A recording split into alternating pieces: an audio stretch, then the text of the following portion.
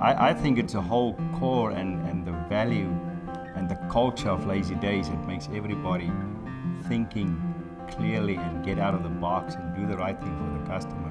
Because that's what it's all about. It's about the customer. I call it the big wheel with the 280 spokes.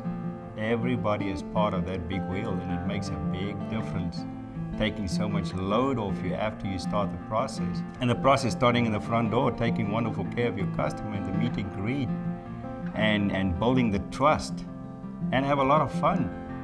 I know, a lot of things has changed, but the positive part of this is that everybody's stepping up, and we have good people in place to take care of that, and that's what makes you a winner in Lazy Days. Is believe in your partners. Don't try and do everything yourself. Believe in people. That's what makes you a champion. Believe in everybody.